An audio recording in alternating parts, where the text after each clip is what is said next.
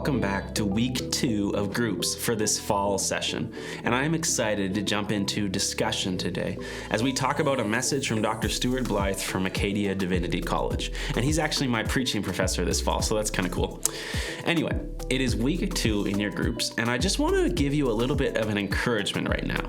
It likely does not feel life-changing yet. I know, surprising, because I've talked again and again about how small groups are an essential environment for you to grow with Jesus, which I do believe. I believe this group can be transformational for you. However, I think where we see this growth is over time as we continue to prioritize and commit to being in community with others. So be encouraged. It is okay if your group hasn't been exceptional yet. It's okay that it's a little awkward. It's okay that you don't feel significantly closer to Jesus. Transformation happens over time, so stick with it. Commit to your group even through the awkwardness of starting. Okay, that's all I have for an introduction this week. Let's move on to our warm-up question. What is something in your house that you want to get rid of, but you can't? And if you feel up to it, share with your group why you can't get rid of that item. What is something in your house that you want to get rid of, but you can't?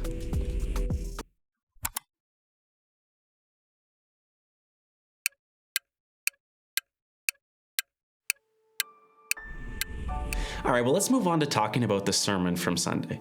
We took a short break from the Rebuild series to have Dr. Blythe preach on our anniversary Sunday, but I thought it was so cool the way that the theme of his message fit just so well with our discussion from last week. Remember that we talked about what has been hard over the last few years, and then about how the church has lost its way. And Stuart preached from Mark chapter 2, verses 1 to 12. And this passage is the story of a few great friends who were determined to get someone into the presence of Jesus. It says this in verse 4, since they could not get him to Jesus because of the crowd, they made an opening in the roof above.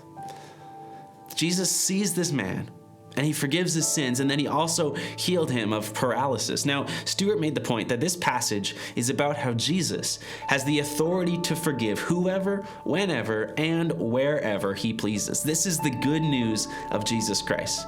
Now, Stuart had 2 key things that he said about this message that I think were really impactful. And Danny even used the word prophetic. The 2 things I want us to talk about are disruption and the idea of being committed at the core and open at the edges. First, let's talk about committed at the core, open at the edges. Stuart shared this phrase that comes from Tim Costello. It means that when we are committed at our core to Jesus, we don't become closed or exclusive, but we become open at the edges. Stuart said it makes us open, welcoming, and hospitable.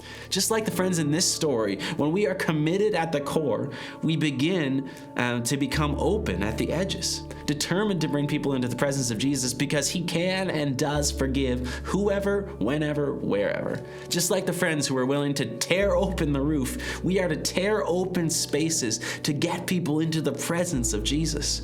So I want you to discuss this phrase, committed at the core, open at the edges. What would a church look like that is committed at the core but open at the edges? What kinds of characteristics would they have? What sorts of things would they do?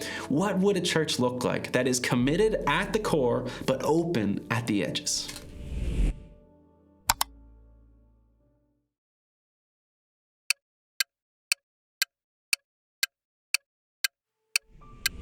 All right, so the second point that I want to pick up on from the sermon is the idea of disruption. Stuart highlighted that for the people in this gathering with Jesus, this gathering that actually resembles our idea of a church service today, this man coming down through the ceiling would have been a bit of a disruption. As he was describing this, I looked up to the ceiling of our church sanctuary, and I was just imagining if in the middle of a sermon, someone started to cut out a hole in the ceiling and then proceeded to lower someone down into our service. That would be a huge disruption. So Stuart said that as we pursue getting people into the presence of Jesus, who can and desire to heal anybody at any time, in any place, when we adopt the idea of being committed at the core but open at the edges, that there may be some disruption. Things might not be done the way we would want them to be. People might not look and act like we would want them to. But in the middle of this disruption, Jesus might just choose to act and forgive and restore and heal broken people. Remember, Stuart told the story of the church that he was at, where he brought a group of youth to church, and they were reprimanded for the way they acted, and Stuart was reprimanded after the fact for bringing them. He shared that he knew that night that church would close.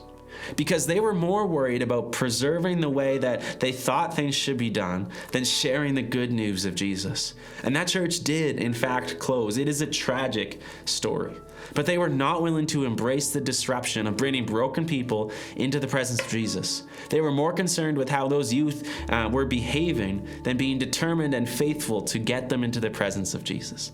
And this is at the heart of what we are doing with our youth center, The Spot. We want to be with youth, no matter who they are, no matter what they act like, and no matter what they think about Jesus, so that we can love them and hopefully they will find their way to the forgiving presence of Jesus. But there will likely be disruptions, and that is okay. So I want you to discuss this.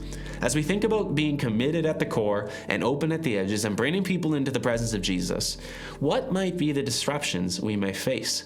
What might be the digging through the roof of our situation? Discuss that with your group now.